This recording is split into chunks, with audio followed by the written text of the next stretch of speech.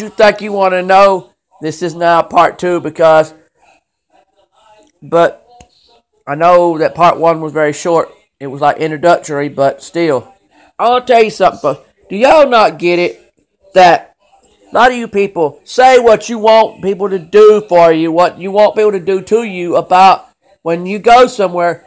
You say you want to know everything about the place that you're getting invited to, but yet when it comes time for the person to tell you all the things you need to know so that you don't make a mess of yourself, you don't want to do it. Like, for instance, you ask, if I invite you somewhere and then you say, okay, tell me about this place I'm going to. Now, you may not say it exactly with those words. You may say it another way, but it's still the same message. You want to know about that place that you're getting invited to by me. Well, when I get to certain parts of the story, sometimes y'all get all upset. Like, recently I had it where I asked somebody to go to the building church I go to. This here is an online church I do. So I'm a pastor of an online church, but I also go to a building church. I invited them to the building church, which is Heritage Baptist Church of Broxton, Georgia. 107 and 109 Oak Muggy Street, Broxton, Georgia, 31519. The phone number is 912-592-6131. If you call that number, that's the church number, and it also goes to the cell phone of Pastor Don T. Lott, and he works with Fletcher Oil Company, so if he don't answer you, he will when he can. But I'll tell you something, folks. What I don't understand is how come you could... I had one time somebody, I invited them to church, and then turned around, and then when I got to the part about the dress code, they took it as though I was trying to tell them how to dress, because I was talking to them through cell phone text, and I told them how to dress for church, because I was trying to tell them the dress code for church. They got all upset, talking about, you don't know me, don't tell me how to dress. Well, I may not know you about how you dress. That's where you're going with it. But you ain't got to get all upset at me because I tried to tell you that the dress code, and for you listening, the dress code is just dress nice. You ain't got to act like you're going to run the whole church. You don't have to act like you going to run a funeral service with your dress code. But you ain't got to act like every time I try to talk to you, I'm wrong. You ain't got to act like every time I try to talk to you, I ain't right. I mean, if I'm wrong, I'm wrong. But just telling somebody about a place of worship, a house of God, and telling them what it's like, and telling them what the dress code is, then why are you worried about, saying that I'm trying to tell you how to dress. And you know what? That ain't how it goes. God didn't say that I was trying to do that. God said I was trying to keep you from going somewhere looking like you ready to preach the whole show and then not eat a whole service and then not even known that you could have dressed decent with jeans and a shirt, as long as you're not acting like a hooker. I mean, what's the problem? Or no pimp. I mean, come on. That's all I'm saying. But y'all take me as though I'm talking about something else, and I'm not. I'm just saying, God just wants you to go to church dressed as decent in church as you want to be dressing in front of God when He catches you in certain conditions. And that's all I'm saying. But no, y'all got to act like I'm trying to tell you how to live your life. I ain't never tried to tell nobody about nothing. And this old boy, even though I'm 35 years old, and I may be a white man, I don't care who you are, color-wise. You could be a black man, a white man, a green man, a purple man, any kind of man. And I'm still preaching to you. I'm still talking to you. I'm still trying to get you saved. But you people out there will sit there and tell me I'm out for something. You'll say I'm out for something. That's another thing. You people, you know what? The ones that say that I'm out for something, you're the ones out for something, because if you weren't out for nothing, you wouldn't try to pick out what you think I'm out for. Oh, I'm out for food. I'm out for money. No, I can make it. God may have it where I can make it. And if you are so curious as to how I can make it, this old boy will tell you.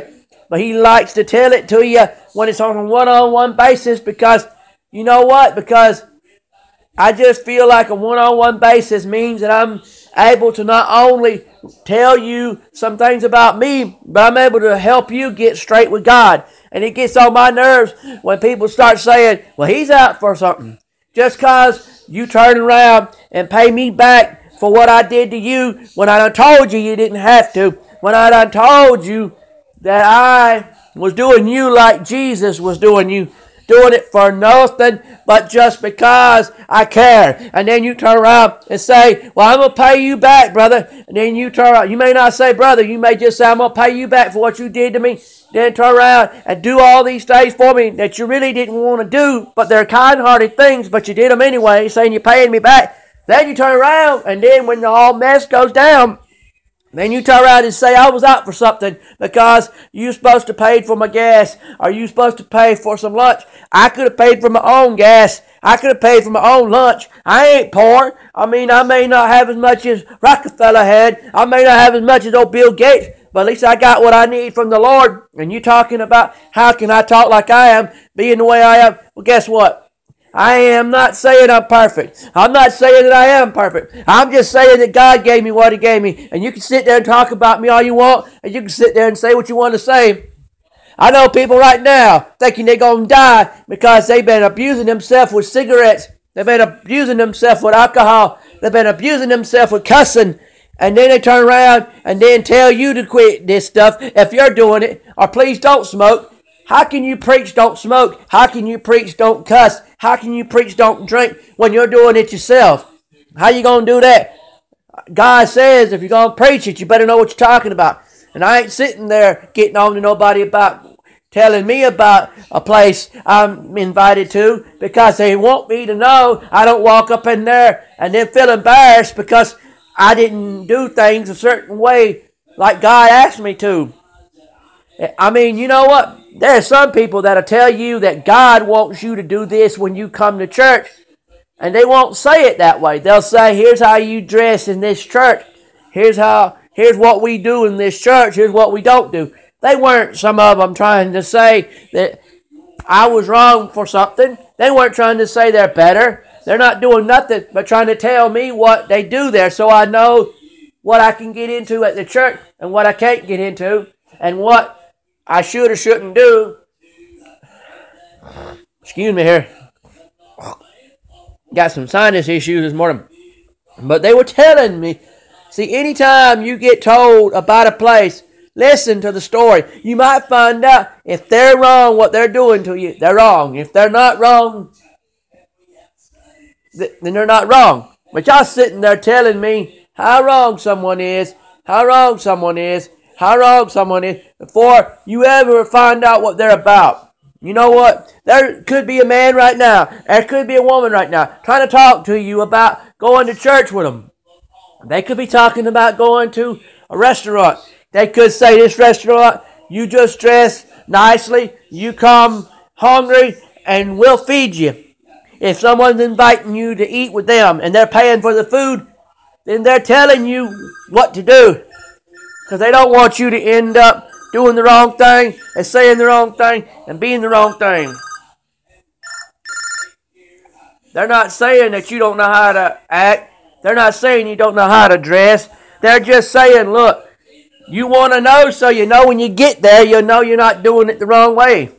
But see, we try to tell you that stuff, and we try to help you folks. We try to tell you that God said that if you want to be with other people of God, then they're going to tell you the right way to do things. They're going to tell you that this church is supposed to be a place where you can dress laid back as long as you're not dressing like a hobo.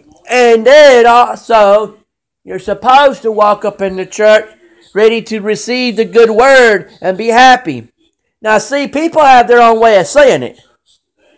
But what I'm saying, how is it you can sit there and look someone in the eyeballs on the phone, on a text, on the internet, or any other way, and then get mad at them, say they're telling you what to do, when knowing good and well, if you're getting invited somewhere, you need to know about the place. It ain't like someone doing you dirty.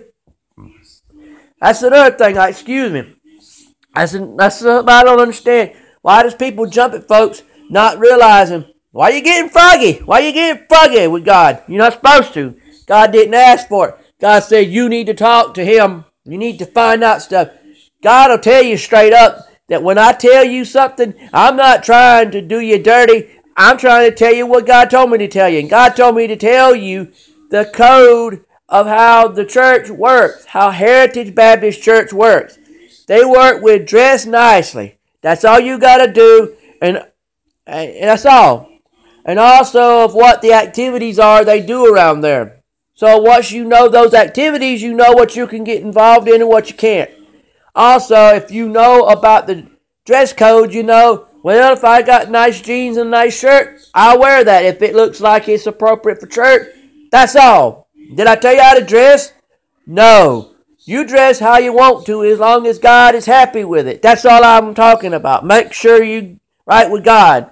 Don't be like, come on. You know what gets me all mad? People will get mad about something like that when they should be worried about being on time. They should worry about trying to not be like, you got to worry about what God thinks of you more than you should be worried about a dress code. If a person tells you a dress code, that don't mean you got to be mad at them because they told you something. Be happy they were gracious enough to invite you. Be gracious that God cares enough to say, look, this person's inviting you somewhere. They're only telling you stuff about the place just so you know what it's like.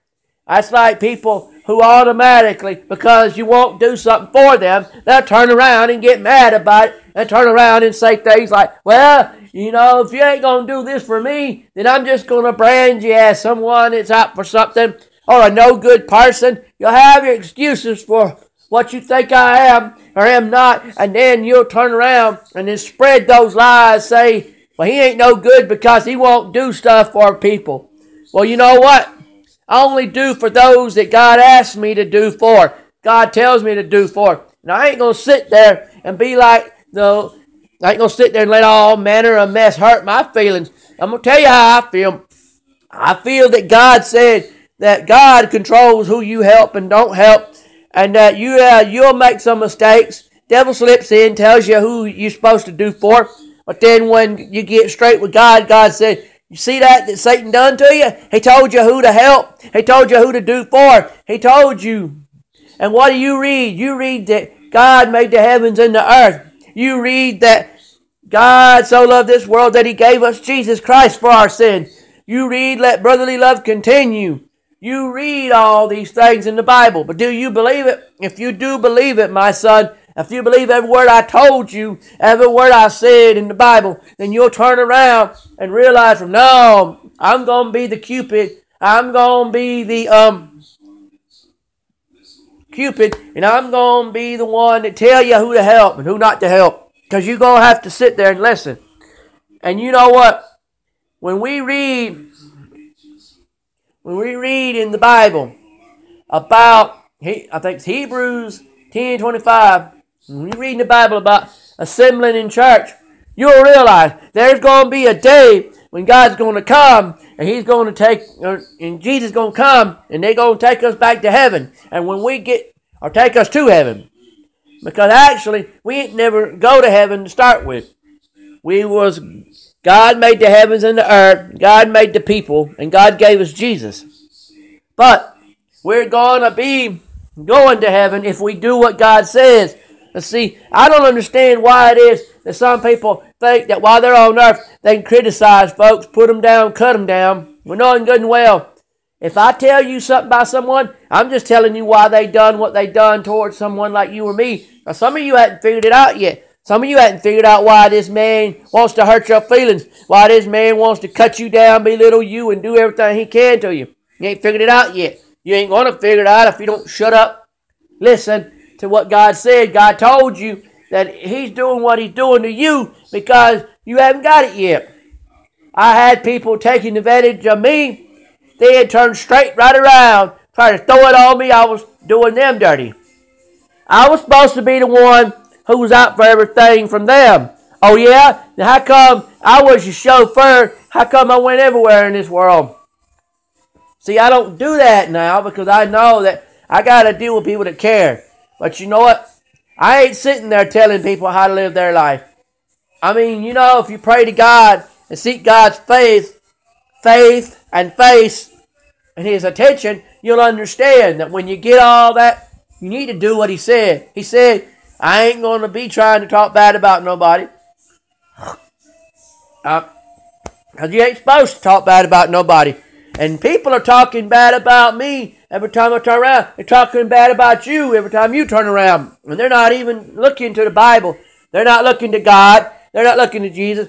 I told you I talk in many forms, but they all add up to God and Jesus. And I'm talking one of the forms of God and Jesus now. God says you speak from the Bible. God says you speak from your heart. But either way, your heart reading and the Bible reading is going to end up the same thing. God and Jesus. It's going to all add up to God and Jesus. So anything comes out of my mouth on here, some will come from Scripture and some will come from my heart. But it'll all come from Jesus and God. Come from God and Jesus. And I'm going to tell you something. They're not happy right now with some of y'all people. They're telling you right now in your face, you done sinned and fell short of the glory. But we all come short of the glory. It ain't just some of us. See, you say, well, you said some. Right. Now that ain't true. I'm telling you a false one. I'm telling you that's false. If anybody's ever told you some of us did it, they're lying. It's all of us. All of us. And yeah, we're talking about, well, you know, you said some. Yeah, because there are some that will tell you that some fell short of the glory. Nope. All did. Don't talk about no some. There ain't no some do it. It's all. And you're telling me, I'm going to do this, I'm going to do that. You know what? I'm getting tired of you people.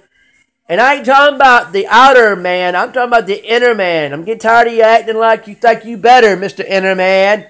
Everybody's got an inner man. And we're all trying to figure out what he wants and what he don't want.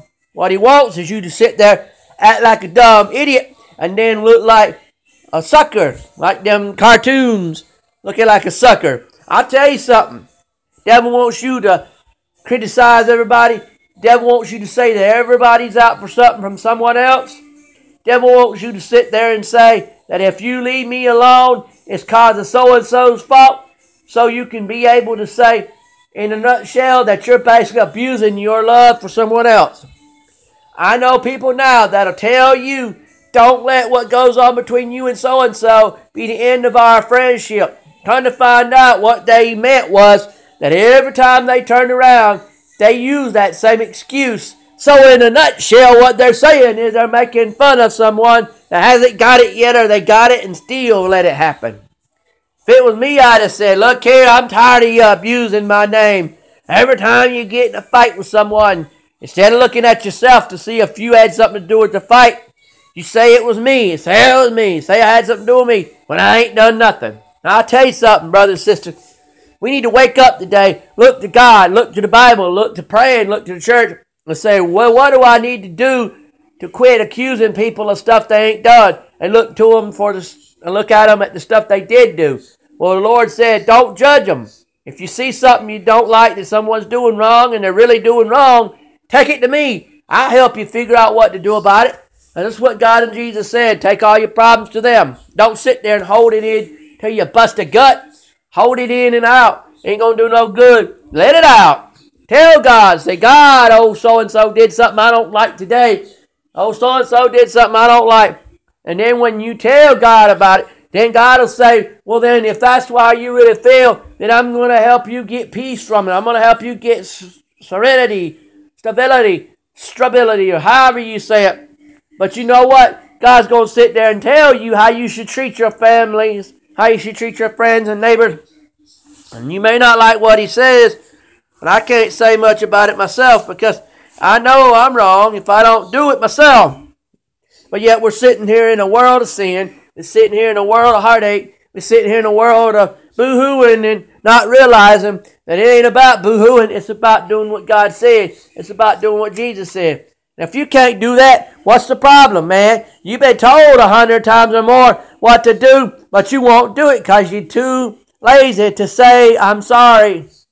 God, you're too lazy to wake up, wise up, smart up, and say, God, I screwed up, I messed up, and I need to pray up, And I need to pay up my heart to you. I need to give it all to you. I need to stop all this fussing and fighting with the devil. I need to stop it. I'm going to stop it now.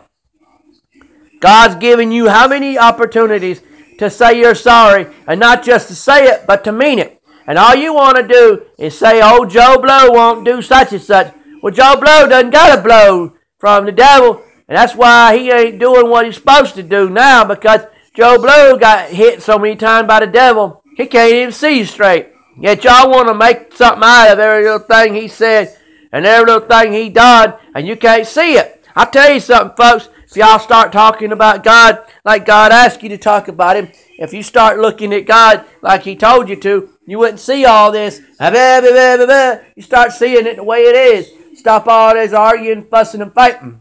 There ain't no need in it. And all these people calling up on the phone or texting, trying to say, if I die today, what you want of mine? Well, why you think I'm out for something? I ain't out for nothing. I just want you to do what God said. I want me to do what God said. That's all I want is for us to do what God said. Whoever you may be. But you're too busy still asking, what do I want of yours? What do I want of yours? Did I say I did? Was I out for something when I became your friend? I don't think so. But you think I was the way you act anymore, folks. Quit that mess, I tell you. I mean, I can't even talk to somebody without them thinking that. And I don't like that. God and Jesus didn't ask for nothing. They didn't want nothing. And y'all still talking about them like you doing. So you think they want something out of you. You think that's all they're out for. You think it is? I'm so sorry. But I don't agree with that. So if you're going to start that mess, you might as well sit back and relax and stop all the fussing and fighting and start saying, well, you know what? If I'm going to think everybody's up for something, I might as well just go ahead and sit back because I've done decided was what they want. Well, that ain't what they wanted. What you said they wanted.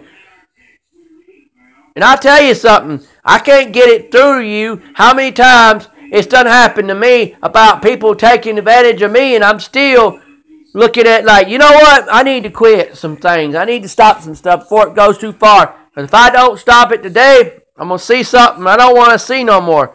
And I'm going to be having things happen to me I don't want happening no more. So I better to do what God said now before I see myself in hell or jail.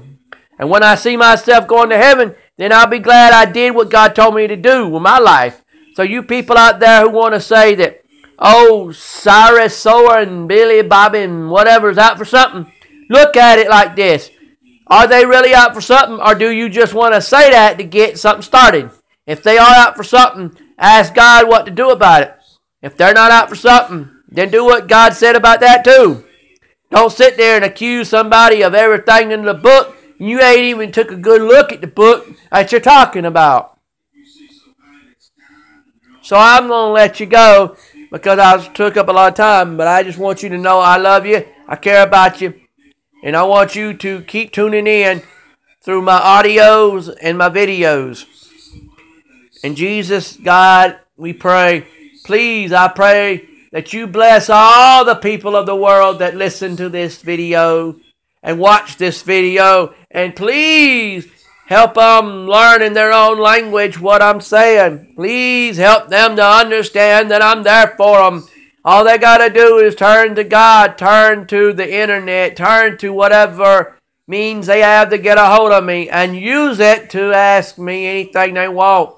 Please let the world know that they've got a friend in me. They got a friend in you. Please let the world know that they can do what they want to do as long as it pertains to the Word of God. If they want to pray to God, pray. If they want to shout to God, shout. I pray to you, God, in Jesus, that every day is another day with you, God, and that if we want to have church publicly and privately, that's okay. Please don't let Satan try to ruin any churches that are in this world. And if anybody comes to church, then let them come to church the way God asked them to come, with the means and transportations that God gave them to come. I wish and hope and pray that we all get it straight before it's too late, because eternity is too long to be wrong. And I wish and hope and pray for the rich to pour it up like the white, the green, the purple. I wish and hope and pray for all people to come see God and Jesus the way I do, and to be able to see God like I do, as in your friend, your family member, and your closest confidant that you could talk to and tell everything to. You can walk to God, talk to God. You could drive to God. You could walk to God. You could bicycle to God. You could walk to God. I say walk a bunch of times because that's what the people in the Bible had to do to get to God. They had to walk or ride. If they rode camels. If they were camels, yes, there were camels in the Bible. And I wish and hope and pray that all my friends and neighbors get it right before they get it wrong. That they'll stay getting it right. And I wish and hope and pray that people stop trying to tell me what I'm doing to them before they ever find out. I'm sorry you think I'm telling you how to live your life. I wasn't. I was just telling you about the places I invite you to, so you don't get up there and be embarrassed about the way you look or don't look, or how you act or don't act. I'm not telling you that. If it wasn't for that, I'd have just said about the schedule and I would have just let it go. But when it's church, you got to know what to do, because you don't want to walk up in there looking like you're ready to blow the place apart with a sermon, when knowing that's the preacher's job and that you can preach in a church if you ask him to. I don't say you can't preach in a church. I believe that if you want to speak a message in church, if your church lets you, please by all means do so. Have a time to do it. And I pray that all churches can do like that. I pray people can be that way. And I pray that whatever this is I feel in my throat, it'll go away. And I pray that all people that have any kind of illness or sickness will get it right with you before it's too late. I pray that we'll talk to you right. I pray we'll get it right. I pray that it won't be so late in this time that we'll see you before we see the devil for eternity. I pray all this in the precious name of God and Jesus, I pray.